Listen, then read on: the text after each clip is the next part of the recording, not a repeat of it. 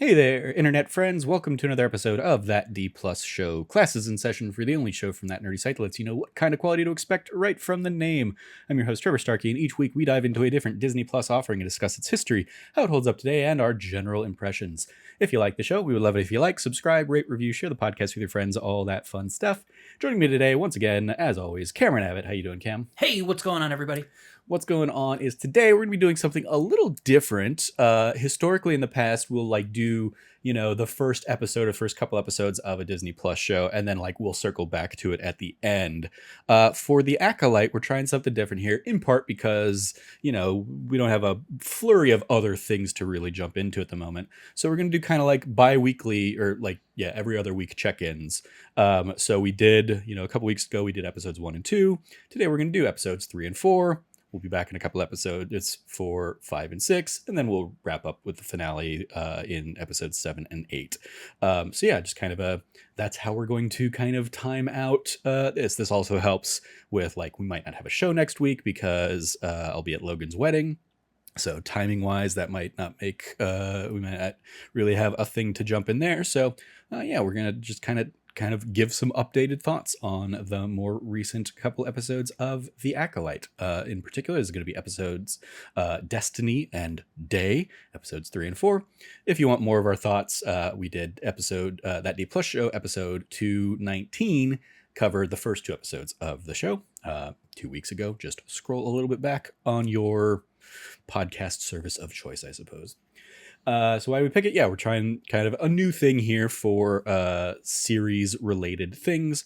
Obviously, also some point in the future we'll have actually maybe next week's we won't be able to do Doctor Who because of the timing of when I'll be out for the holiday. So yeah, well I guess we'll have to circle back to Doctor Who at some point. But wait, is the episode not coming out this week? I guess. Sorry. The Doctor Who finale will be tomorrow's episode. Time is all a weird bubble for me because I was out for most of the week recovering from wisdom teeth surgery. So yes. We'll probably have next week's episode be the Doctor Who season wrap up. Since we'll be able to record that pretty much any time over the next few days. I'm surprised I figured that out with how my new work schedule's like. Good call. Yeah. That's especially because I specifically texted you Tuesday to be like, hey, I know your schedule's weird. New Acolyte is out. Yeah. If you want to sit down and watch it, basically. That is for folks who don't know. I got a job. Publicly put it out there, but my hours are 6:30 to 9:30 in the morning, and then pick my shift back up again at 3 p.m. to 8 p.m. So I work a split shift. It's really weird. It's a really new experience. And it's my work laptop's right here. I work in the office now. I'm working from home full time, which I'm sure Trevor loves. Just sometimes hearing out of nowhere, just me breaking out into modern pop music. Sometimes just a little poorly sung "You could kiss 100 boys and you act as though this is not a sound I just normally have become accustomed to hearing. But now it's every day now. Sure. That's the difference. You had a break before where I was in an office from 8 to 5. Yeah. That doesn't I hear you singing that stuff when you're in the bathroom. So I would still hear that plenty. That's fair. Anyway, diving into the history lesson here. Again, these episodes originally released starting June 4th of this year. And the season will continue airing through July 16th. The episodes now, including these 2 episodes, have a runtime between 35 and 45 minutes. And actually, specifically, these episodes were the second one, or episode 4 was 35 minutes. Episode 3 was 45 minutes. So we've kind of reached the longest and shortest episodes of the season thus far here. As a reminder, in the Star Wars TV timeline of things, we had Obi-Wan Kenobi back in 2022, Andor late 2022, Mandalorian Season 3 was March and April of 2023, Ahsoka Season 1 was August through October of last year, Acolyte here, June, July of 2024, and then kind of the TBD upcoming slate, we have Skeleton Crew, theoretically slated sometime this year. We have Andor Season 2, theoretically slated 2025 sometime, and then Ahsoka Season 2, sometime probably 2025, but TBD technically. So that might not be till 2026. Who knows? Our roll call. We talked in the first couple episodes, Leslie Headland. She was the director for the first couple episodes, and she is the showrunner of the show as a whole, having worked on shows like Bachelorette, Sleeping with Other People, the Heathers series, and Russian Doll. New directors here. We have director Kogo Nada, directed the episode Destiny, so episode 3. He has a number of miscellaneous credits going back to 2008, including a lot of like video essay stuff.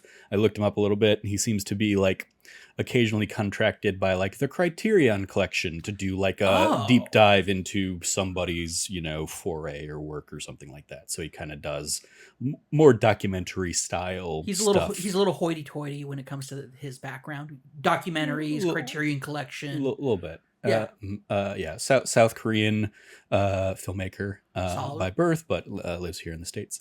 And then the director of the episode Day is Alex Garcia Lopez. Also miscellaneous directing credits going back to 2008, but including a lot more like named fare, including Fear the Walking Dead, a lot of the Marvel stuff like Luke Cage, Daredevil, The Punisher. Netflix. Netflix Marvel stuff. Also did a few episodes of The Witcher, and recently the I would say ill-fated, maligned Cowboy Bebop live action. He did a number of episodes of that. Problem with the Cowboy Bebop Netflix show was not in its directors or its cast. It was all in the like show running. So and a casting choice. Okay. The writers, once again, Leslie Headland did the first couple episodes. I want to dive into that. Yeah. Excuse me. Jasmine Flerney and Eileen Shim wrote Destiny, episode 3 here. Destiny is Jasmine Flerney's debut as a writer, but she was a writer's assistant on the Falcon and the Winter Soldier series. Nice. And then Eileen Shim has written for Light as a Feather as well as House of the Dragon. And then the episode Day was written by Claire Keachel and Cora Adana. Claire Keachel worked on the Watchmen series from a few years back, and Cora Adana has written for Mr. Robot. Very nice. Our cast of characters, I won't dig into a lot of these people because we talked about them in the previous episode, but as a reminder, we have Amanda Stenberg as May and Asha, Lee Jung-jae as Master Soul, Daphne Keane as Jackie Long, Charlie Barnett as Jord Fandar, Rebecca Henderson as Vernestra Rowe, Carrie Ann Moss as Master Indara, and we highlighted previously Junas Suotamo as Kelnaka. A couple new people throwing into the mix that we didn't cover last time, but who were also featured in these couple episodes. Dean Charles Chapman plays Torben, so he was in the last series. I just didn't escalate him to credit status here. He was Tommen in the original Game of Thrones series, and that was one of those things of yeah, I guess that was him. He's also in 1917. Tommen as in Teen Tommen or Child Tommen? Teen Tommen. Okay, so the one that actually had grows up, dies, all that stuff. Lauren Brady and Leah Brady play Little Asha and Little May, respectively, pair of twins for that role. Lauren has a pair of miscellaneous other credits, whereas her sister Leah, a little bit more established, having worked on stuff like The Umbrella Academy and a series called Interstellar Ella. Excuse me. Jodie Turner-Smith played Mother Anasea. She's been in True Blood, Anne Boleyn, Murder Mystery 2, and Sex Education. Margarita Leviva plays Mother Coral, having been in Revenge, The Blacklist, and The Deuce. Mm-hmm. And we talked about him a little bit in the last episode, but because he did also pop up here, Manny Jacinto as Khmer, having been in The Good Place and Top Gun Maverick. A couple of little trivia bits for these episodes before we dive into kind of full thoughts. In episode 3, Destiny, The recipe for spice creams can be found in the official Black Spire Outpost cookbook. It is not an ice cream thing or a frozen treat, but yeah, leads into spiced creams. And then Mother Coral is Iridonian, and you and I talked about this specifically. There are two types of Zabrak in the galaxy. There is the kind from Dathomir, where we've seen like Darth Maul and Asajj Ventress, and then there's the kind from Iridonia, Iridonia, which don't get the same sort of on-screen attention. Since Mother Coral is a female Zabrak with horns, that makes her Iridonian rather than Dathomiri. So shout out to that. And then a bit of trivia from episode 4, Day. We have the thing that is apparently blowing up Wikipedia and the Star Wars fandom. Kia-D Mundi gets a little cameo in there. And we have a not Plo Koon cameo. It is another character of the Keldor species, but Kia-D Mundi is specifically called out in the credits as being that character, a young version of that character. So, yeah, didn't want to dive into the whole rest of that, and don't look into the whole nonsense that, like, the quote-unquote fandom is reacting to. Basically, just always avoid discourse. It's never a good time.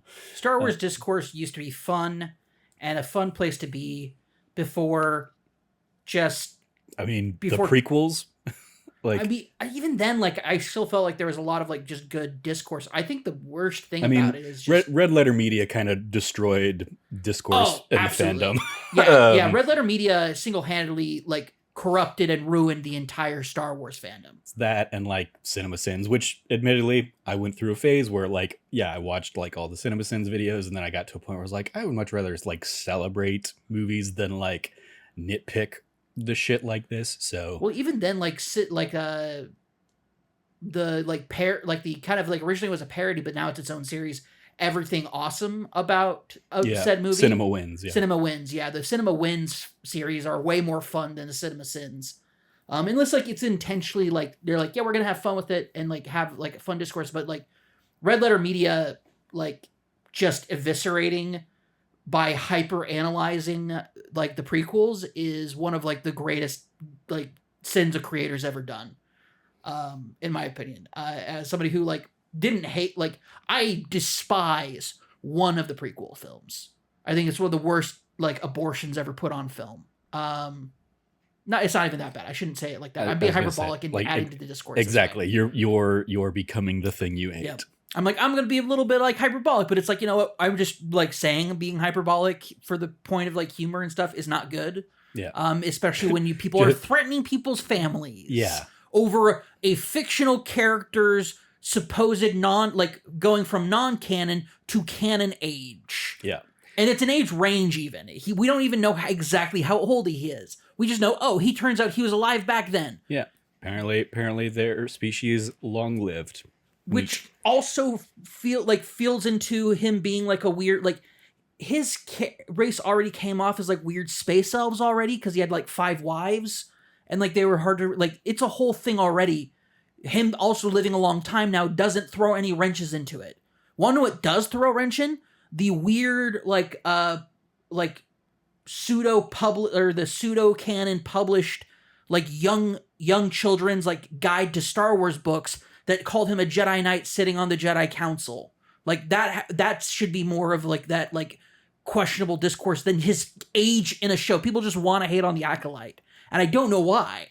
I mean, because quote unquote woke. Yeah. I mean, it's the same nonsense people that should not get any kind of like breath or attention paid to them every time. So, but yeah, both you and I are enjoying the Acolyte. Yeah, so let's talk about that. Let's celebrate that instead. We can talk about this one. This one for sure is the weirdest episode. Yeah, I mean, let's talk these last 2 episodes. We had the kind of the flashback episode of Destiny, and then the kind of back to the present day of Day. So what do you think? Yeah, let's dive into, I guess, Destiny first. What did you think as we kind of got that like look back into what had happened all those years ago between Asha and May and the family. Yeah, I think it's a bold choice to introduce a flashback episode without a framing around that flashback.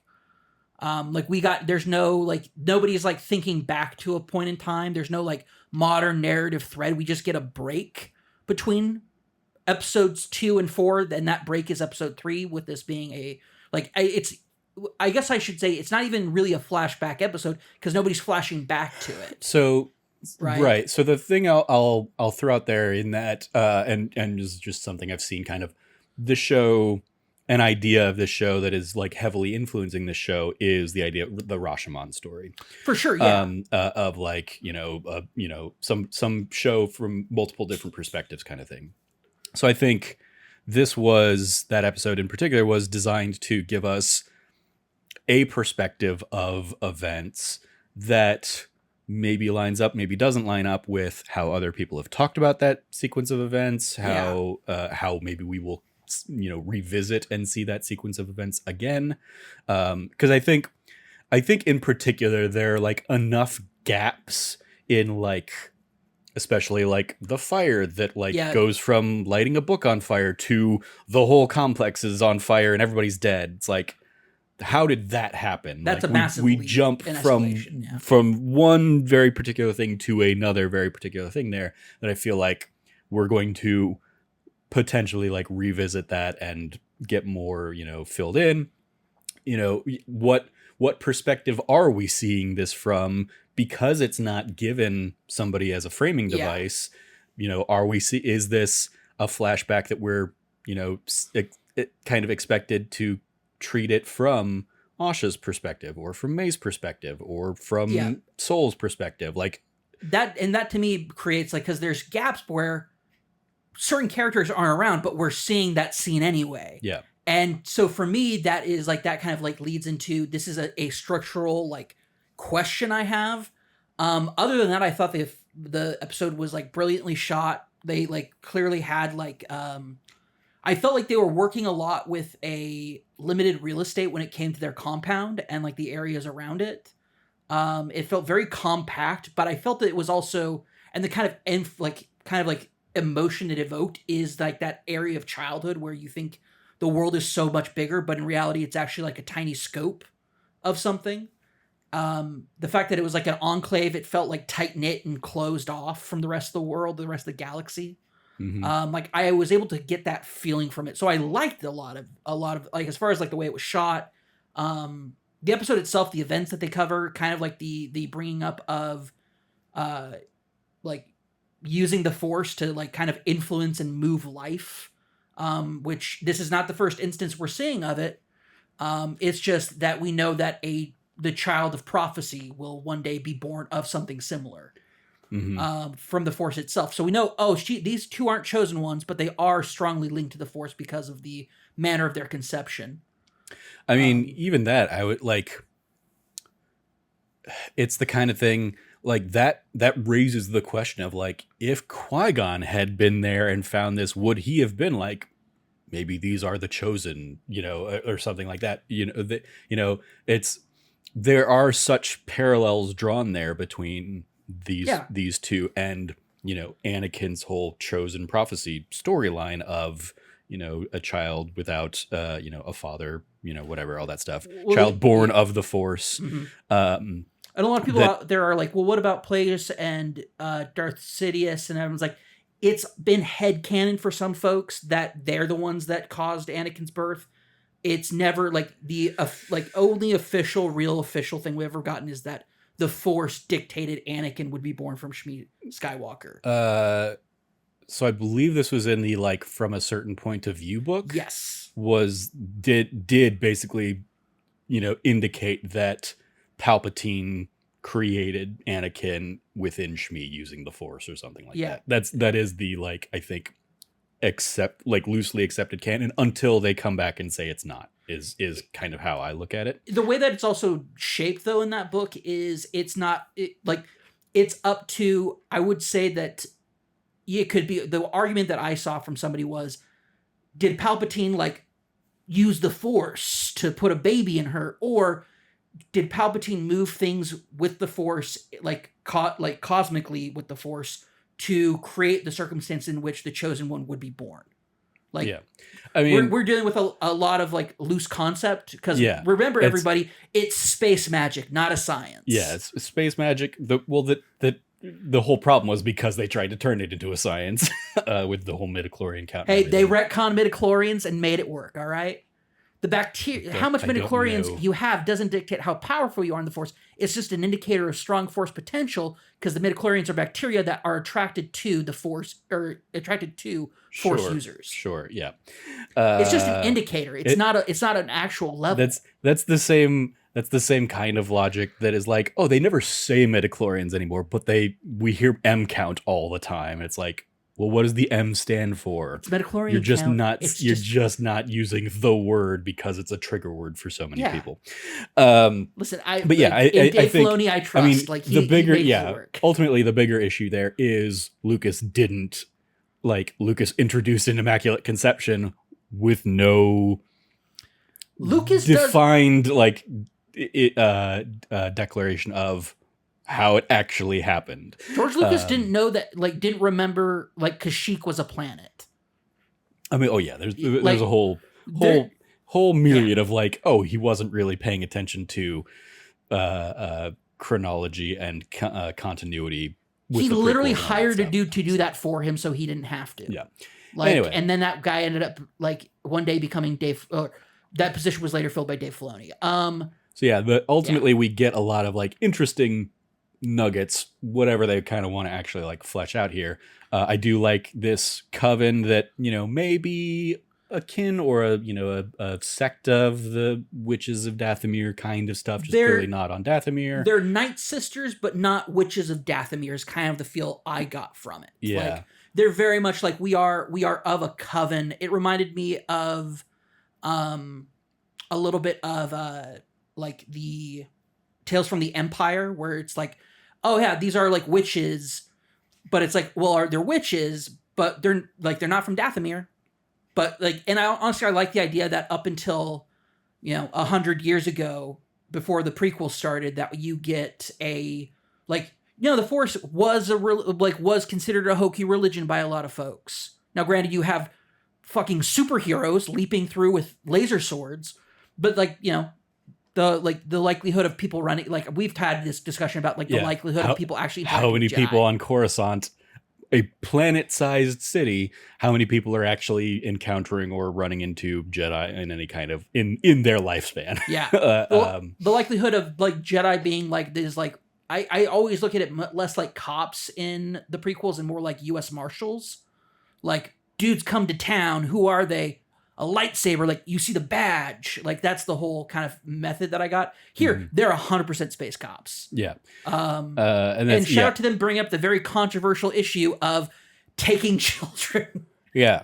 The whole idea in this episode where they're you can't take children and train them in the ways of the Force, or the thread as they kind of refer to it, with the whole basically the whole premise being that's our thing, we're the ones that are granted authority by the Republic to do that. And shout out to my reference earlier about the making the decision about astromech droids a legislative thing. It's the Jedi petitioned and lobbied the Senate to basically say only the Jedi get exclusive access to training of Force-sensitive children. Mm-hmm. You're not allowed to do that. It's not allowed. It's illegal. Yeah.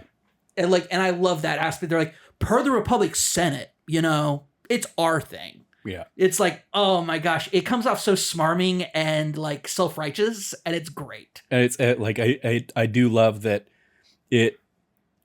it gives a new flavor to what we'd seen in the first couple episodes, and obviously a lot of this series is setting up are the Jedi the good guys, and that kind of mentality is being clearly no. While at the same time Osha is making a choice, and she does want to go down this path instead of down the path of her family and whatnot.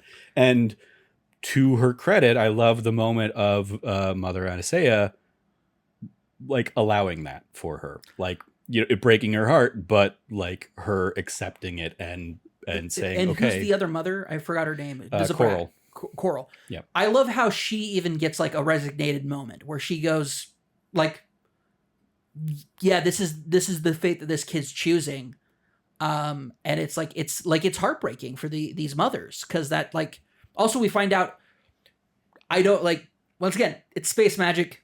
There's no scientific explanation for it, but like the Zabrak woman had 2 kids who are like, I suppose we're supposed to be indicated to be the other mother, like not Mother Coral's, like when we find out Mother Coral's the one that carried them. And that caught me off guard. I was like, huh? I mean, what I don't know what caught you off guard. Like she was the one that was the birth mother effectively.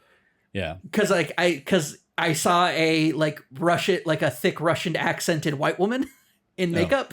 But I mean, that's where you have like the black mother Anasaya being the one who created them, maybe makes a little bit more sense in whatever, force magic is happening here. It's great. in the force magic pseudoscience. Well, also it's like, was it like a surrogate thing? I mean, exactly. Like she's effectively, she is the surrogate mother, but also clearly her and Mother Anasaya are in a relationship and love these as their own daughters kind of thing. For all intents and purposes, like they do see them as their like actual blood, like they just didn't have a sperm donor. Yeah, they just didn't have a sperm donor. they just used the force. It's great. And people are like, oh my God, they're shoving more lesbians in my face. It's like, dude, I hate to break it to you. Lesbians are just out there living their lives. Yeah, lesbians exist. They are in the world. they happen. They happen. And guess what? In all of the Star Wars characters that we've ever seen throughout all the expanded universe canon, everything, we just happen to have 2 lesbians on this show. Like, it's just like, even if you just want to talk about it, like, look at the odds. 2 lesbians out of thousands of characters. Yeah. Again, like, fuck those people that are like absolutely. whining and being pieces of crap about that kind of stuff. Absolutely. When somebody says something's woke, you ask them, what does woke mean? Yeah. And just look at them fall apart because they don't know what to say. I like, shout out to the test that they give that is obviously the same test we see Anakin test. getting 100 years later, basically. It strikes does that say anything more about like the stagnant bureaucracy of the Jedi that they have the same test 100 years later? I mean, it's a test that like tracks, how in tune with the Force you are, and it works. Why evolve that? That's fair. I would much rather that than like, hey, math changes every few years as we seem to, as seems to be the recurring joke in TV and commercials and whatnot. That's fair. But yeah, so I like that. I liked the bigger thing I'm curious about is like, at what point did they start saying, because I feel like these kids aren't too different of an age from Anakin. So at what point do they start saying, hey, we don't, like, you're too old for us to be training? Well, we know from episode 1 of not the Acolyte, not episode 1, the movie, that they reference that I should just have the cast pulled up here. That Osha was too old to be trained, but Master Soul kind of made the case for it. Yeah. I guess we get that. Yeah, we have that literally specifically mentioned, and Osha literally says it wasn't because I was too old. It's because of like what I went through. Yeah, like she used me being too old as an excuse, but clearly that excuse existed. Yeah, so that's fair. And we know that because Ki-Adi Mundi probably overheard that and said, in a like 125 years, goes, he's too old.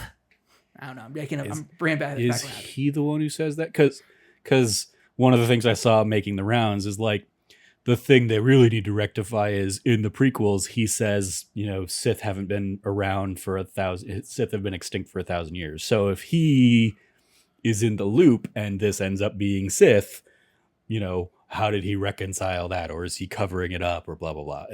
All that stuff. And it's like, or maybe any of those things work. Really, is like, yeah, he could absolutely be covering up. This is clearly an organization that is covering things up to cover their own ass right now. They literally said, even though we're supposed to report it to the High Council, we're not gonna report it to the High Council because they're legally obligated to report it to the Senate. Like,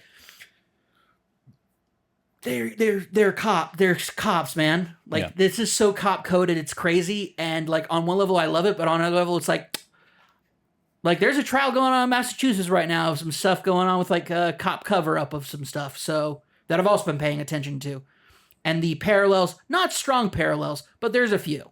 There's some correlation here. Not causation, but definitely some correlation going on. All right. Anyway. Institutions are corrupt. That's what I'm trying to say. Sure. So yeah, we get anything else from that first episode you want to give a shout out to or give a nod to? Just overall, like I really enjoyed the like I said, the structure and feel of that episode, feeling so cloistered. And then when you get out to their starfighter, it's on that open field. It feels broad. It feels open. I just really felt that through the kind of like the visual lens of that story that they were telling. I felt it very strongly. I mean, like even the episode starting in this like little, forest shrine thing or something, and it's like a forbidden place where these kids aren't supposed to be, and they get kind of chastised for it, and they're supposed to stay in the enclave. It definitely feels like they're longing for kind of that adventure and that freedom. Well, Osha is for sure. Osha is, yeah. And also May just knows to go there and look for her. Also, really weird and creepy that they both have a moment where they're thinking about tearing the wings off that space butterfly. Yep. Yeah, that was... It's like, who is this May? And then it turns out that's Osha. And then May does the exact same thing. And then Osha gets all up on her high horse about it and be like, May, don't do that. It's like, girl, you were doing it 5 seconds ago. Which again goes to the whole unreliable narrator aspect of the episode of like, what whose lens are we seeing? What are we meant to see this as? I don't know whose lens we're supposed to be seeing this flashback through because it doesn't narratively work that way. But hey. But yeah, we do also, we get the like introduction that Soul's kind of spying on them, and then he like just full out admits that he's spying on them later when he's like, she didn't have that tattoo, earlier or whatever. And they're like, you've been keeping tabs on us. You've been creeping on our kids. Yeah. Hey, you guys kind of suck maybe. I'm sad that I'm curious. I'll be curious to see if like they revisit any of this or anything. But there was a couple moments where like Osha is like fascinated by Kelnaka just out there like crafting something out in the open. Oh, he's fixing up his speeder. His speed bike. And then obviously by the end of the second episode that we get like Kelnaka pretty much done. So it's like, oh, I'm wondering like, I think for me that was like her spark of like looking at tech, and then like the way she escaped the room that was on fire was by like hot wiring something. Sure. So I think it's just to say like, oh, she's interested in like technologies. Yeah. And obviously that pays off for where we meet her kind of at the beginning of the series stuff. So I guess that makes sense. Yeah. I also feel like it establishes, is she strong in the Force? Yes. But when the chips are down, she's using technical skills to get out of trouble. Like she doesn't use the Force in the second episode. She like ends up using her smarts and technology to get out of there. Sure. Like it feels very grounded. Like Osha's character comes across as very grounded because of that. Which is a great parallel to May's kind of fantastical space, like Sith assassin feel of it. So, do you think we're ultimately going to see that they are Sith, or do we think they are like some extraneous sect of something? I believe that we are. And I wouldn't say like. Here's my thing. I don't think we're going to see Sith here, but we are definitively seeing like dark acolytes. The same way that, like, if you asked, like, well, Saw's Venture is like, no, she wasn't a Sith. The rule of 2. There's only 2 Sith. But each Sith can have agents, acolytes. Like, there's a whole organizations around the Sith. In the Sith apparatus, you could say. But they themselves are not Sith. That's reserved for the master and the apprentice. So I see it like the closest we'll get is we get to see, like the title of the show, acolytes. But I also think that's also a parallel to like the idea of an acolyte being somebody who's like a blind, faithful follower. Mm-hmm. I think we also are seeing that in the Jedi. the Jedi themselves are also acolytes. Yeah, it'll be interesting to be like, all right, well, who was the titular acolyte at the Yeah. end of all this? Is the big bad that we see kind of at the end of episode 2 here, or episode 4, with the red lightsaber and the creepy mask?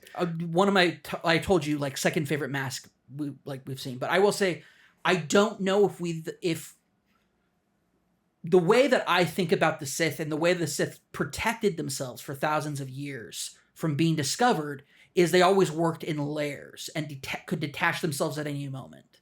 To badly quote the movie Heat, like when you feel the heat coming on, you like don't carry anything you can't drop in 30 seconds.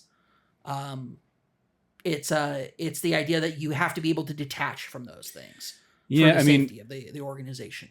I mean, I think there's a broader conversation there around like how active have the Sith been during this 1,000-year kind of period of the High Republic and all this stuff.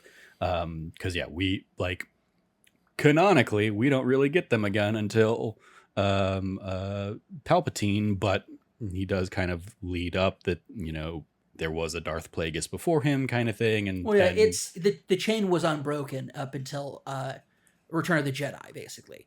You have Darth Bane, who establishes the rule of 2.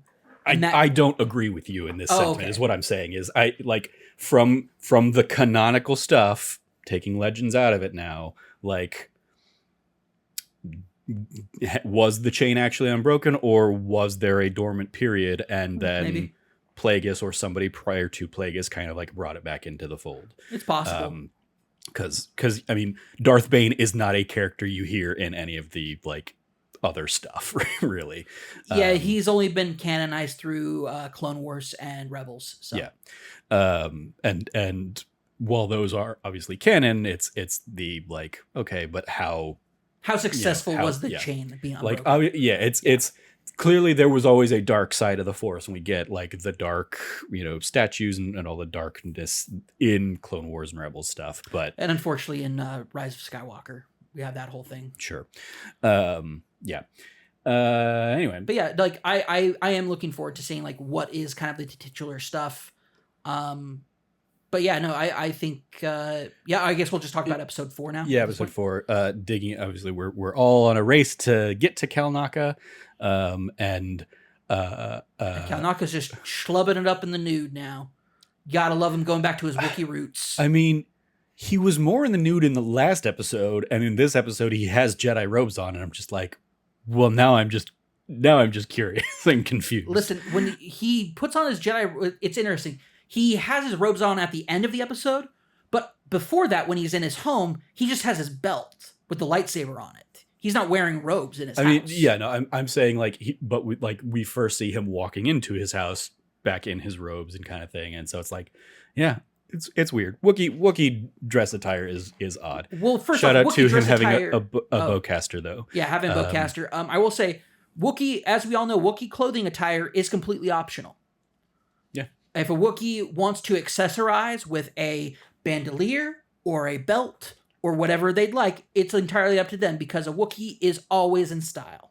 Yeah. What is it like? Was it Black Karnaka in Book of Boba Fett that like just had like full on armor stuff? Yeah, which is very like makes them very distinct as far as Wookiees go, because we saw even in episode 3 and in other sources, Wookiees will accessorize a lot, but it's very rare that they will be fully donning armor or clothing. Yeah, which makes it for me. It's like I understand Kalnaka perfectly.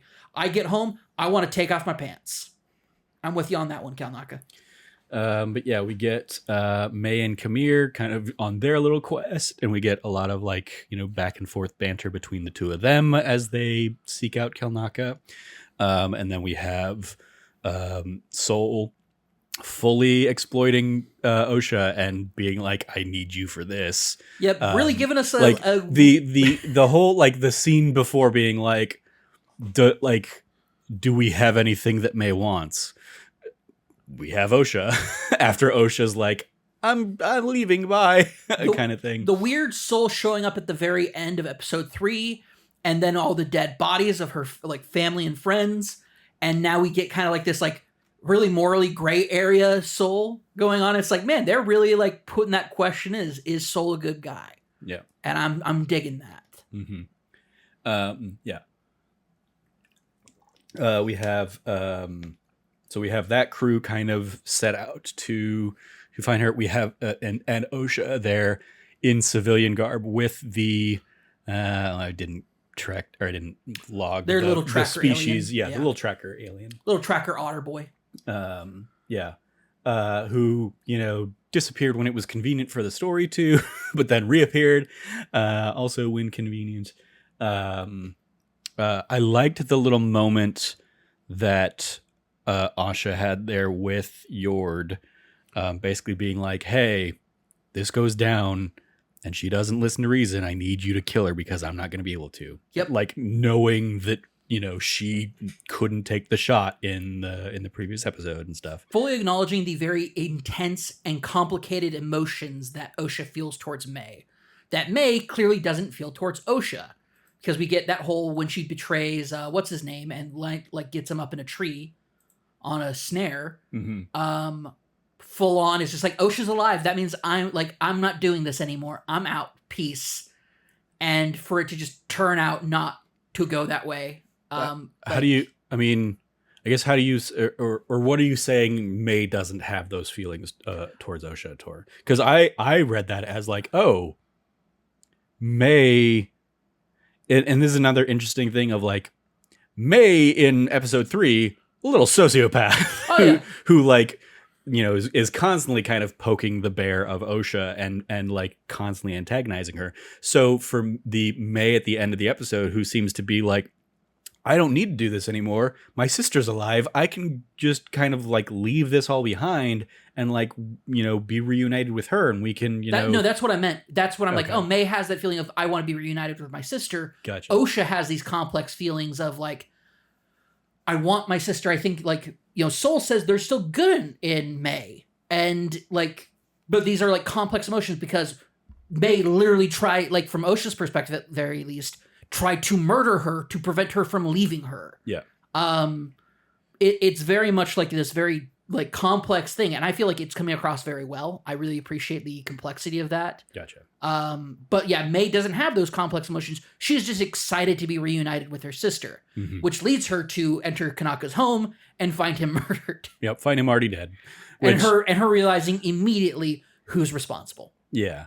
I didn't like that in terms of like why like in an episode that's already action light, like having that action as one more thing that happens off screen is like, okay, well, lame. And then really the tease at the end of like, all right, here's the big bad. Everybody's, flaring up their lightsabers and then cut to black. Oh, it doesn't cut to black. He blows them away with force. Well, but I mean then cut to black. Oh, yeah. Before the fight happens. Yes. Before the proper fight. Like this is the most like cliffhangery, clearly like trying to get the audiences back for the next week's episode.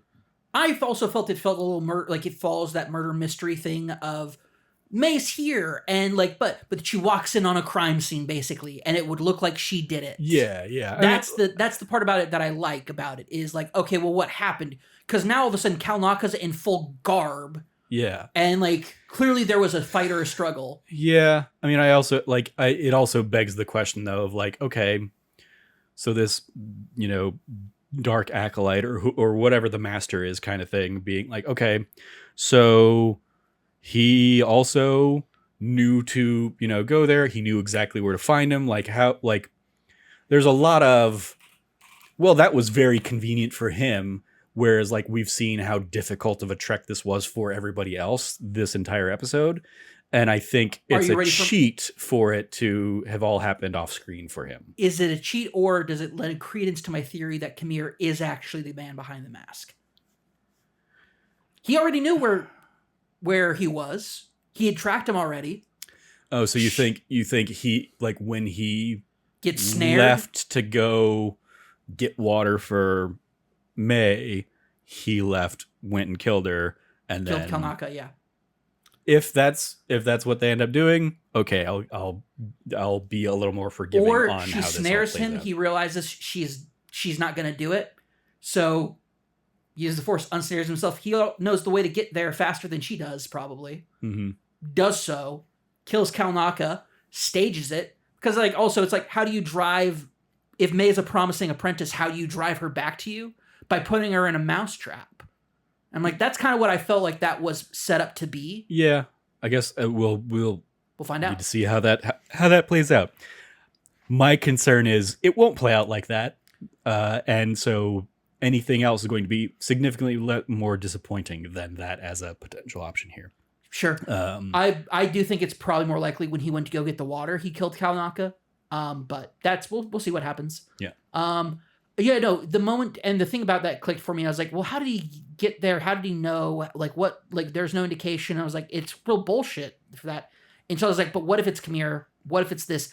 And then all of a sudden it starts clicking to place. Well, your master's not going to be too happy about that. He knows so much about her master.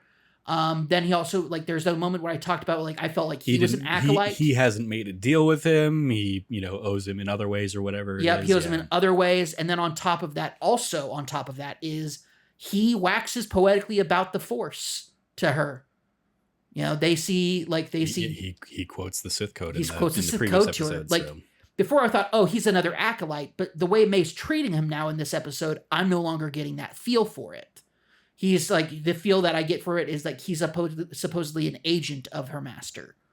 But for me, on that level of that, like, if he is actually her master or another acolyte, is he the acolyte, right? Of the dark side, and the master is somebody even further in the shadows, fulfills that whole Sith archetype of the Sith behind the acolyte, like behind the agents, behind the acolytes, the Sith sits in safety. Is kind of like the premise of the Rule of Two. Sure. Like, or is this like we're gonna get to see, like, this has always kind of also been the plausible deniability is, oh, a dark Force user shows up and he happens to have a red lightsaber. Does not equal being Sith. Yeah. The whole thing about they said, well, is it a Sith? Because the Sith always come in two. Actually, you know what? This might be, is this how they explain away how the Jedi knew the Sith come in two when Darth Bane created the Rule of Two? And, like, was hiding from it? Like, how did this Jedi ever find out about the Rule of Two? Maybe. I don't know. I'm sorry. I'm also in, like, full-blown, like, rot gremlin tinfoil hat mode because I watched the story, like, the launch trailer for Elden Ring, or Shadow of the Erd Tree, and that just has my brain already spiraling into conspiracies. And so I'm just finding them here now, too. All right. Well, speaking of Elden Ring, I know that just went live, so you are eager to jump into that. So we can go ahead and probably wrap up here, unless you have any other I want thoughts on this talk episode? about the introduction of this Dark Force user with the red lightsaber. I want to give a massive shout out to his mask. This respirator that kind of separates the lower jaw from the top of the rest of the helmet looks like really fucked up teeth, like jagged, nasty teeth, and I fucking love that. I love the design of that. I love his design. I love that it's like, okay, he's this about that. He's like, they're all like, how is he going to face off against these guys? Cool. He does a force push, and you're like, oh, he's going to like push one of the guys, and like maybe that. And it's like, nah, motherfucker pushes. And I'm like, cool. I'm invested in this now. I have a feeling my prediction is beginning of next episode. Everybody's dazed. We get kind of that wartime effect of like, there's dust everywhere. Lightsabers. Bzz, bzz, bzz. Like, we're going to get like a wartimey effect, battle effect here, I think, when we pick up in the next episode. But we'll see. Yeah, it'll definitely be interesting to see how we pick up from here. Especially because, it is the most cliffhangery ending I can think of a Star Wars show ever doing. Of like, all right, here's the tease, and boom, blue balls for you. Immediately hit me. I was like, motherfuckers. Like, yeah. Goddamn. We'll be back in a couple weeks to follow up with the next couple episodes then. Yep. We'll most likely be back next week with our Doctor Who season wrap up, as that is nearing its conclusion here for us. So of these two episodes, what do you want to give grade wise, A+ to F, Cam? I'm still in the A+ range. Like, well, like, they continue to be delivering for me.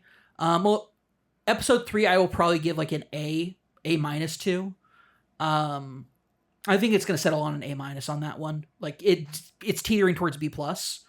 But episode 4 really brought me back. So I think for me, these two felt a little weaker, felt a little like, and it is because it's like in the middle of a season, so they're setting things up that have not been paid off and intentionally haven't paid off yet. But for me, they fall more into like B range for me. Still fine, but yeah, weren't as high as the first couple episodes for me. for sure. Extra credit, other suggestions if you like this. Of course, there is Ahsoka, Andor, The Mandalorian, The Book of Boba Fett, A New Hope, Tales of the Empire Strikes Back, and The Bad Batch out there for you. Extracurriculars, I imagine we're both just the other thing we're watching out there is Doctor Who. Yeah. I feel like I sat down and watched. Oh, I did watch The Idea Man, the new Jim Henson documentary, because that was another potential thing we were going to discuss for this week. So I sat down and watched that this last week. Enjoyed it. Didn't dig too deep into a lot of the like Henson stuff I already knew. In particular, Defunct Land did a good like kind of multi-episode series a number of years ago on Henson's projects over the years, and this very much kind of like hits a lot of the same kind of narrative beats and stuff. Cool, perspective of personal interviews with people like Frank Oz and stuff like that, and a lot of like the Henson kids kind of stuff there. So yeah, shout out to that. If you are interested in the Muppets, definitely go check out that. And that's going to do it for this week's episode of That D Plus Show. Thank you, Cam, for joining me to talk about these next couple episodes of The Acolyte. You can follow Cameron at Rev Cabot, 2 B's and 2 T's. Anything you want to give a shout out to there, Cam? Yeah, I want to give a big shout out to our, we obviously missed this last weekend for That Nerdy Site Show. But the prior week we talked about Inside Out for That D Plus Show. If you ever want to check that out, we had a great time talking about it and really diving deeper into that. Cool. Yeah, you can follow me at Trevor J. Starkey. And yeah, the episode prior to that that we did do for That Nerdy Site Show was kind of our look back on all of the big presentations, gaming presentations of the Summer Game Fest block. So yeah, go check out our thoughts on that. You can follow all of us over at That Nerdy Site or go to thatnerdysite.com for all the latest from us. If you like what you heard, please remember to like, rate, subscribe, share the podcast with your friends, all those fun things. Thank you for joining us. As always, stay nerdy, be good to each other, class dismissed, and may the force be with you. And also with you.